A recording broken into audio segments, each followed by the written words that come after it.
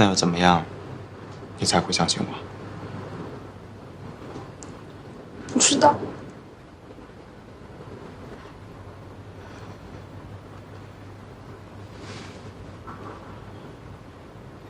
我们去领证吧。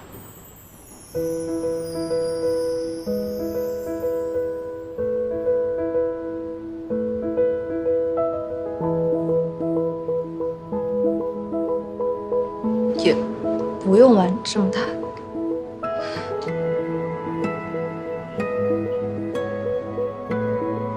哎呀，你药擦好了，我去扔掉。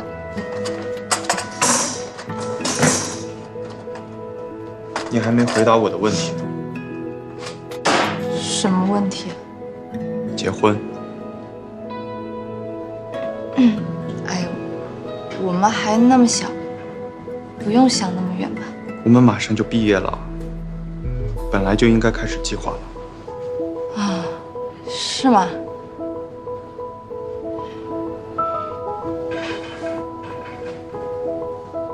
你该不会是从来都没有考虑过我们以后的事儿吧？我有。那你说说看。凭什么我先说？你先提的，你说。毕业后，你去哪里工作，我就去考那个城市的法医。那要是那个地方不招法医呢？要是那个城市不招法医，我就去邻近的城市考，大不了路上耽误的时间长一点。哦。毕业1年以后，等我们的工作稳定下来，收入也稳定了，可以考虑供一个小一点的房子结婚。我并不打算养宠物，但是考虑到你喜欢，我们可以多养几只猫。等毕业3年以后，我们就换大一点的房子，到时候可以考虑要几个小孩，数量的。停！怎么了？我相信你，你别说了。你话突然这么多，我有点害怕。那你的计划是什么？我啊，我就想成为一名知名小说家，写的书呢都畅销海内外的那种。实在不行就找一份又闲又有钱的工作，坐吃等死。完了。那我呢？你什么？你的计划里，我在哪里？你在我的小说里。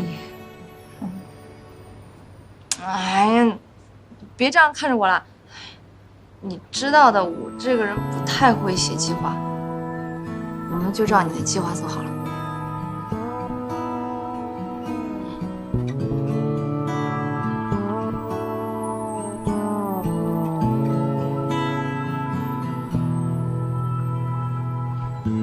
是暖暖的春，对冬天许的承诺，答应你的从来都没有变过。是过程坎坷，但结局完美的小说，写着胡言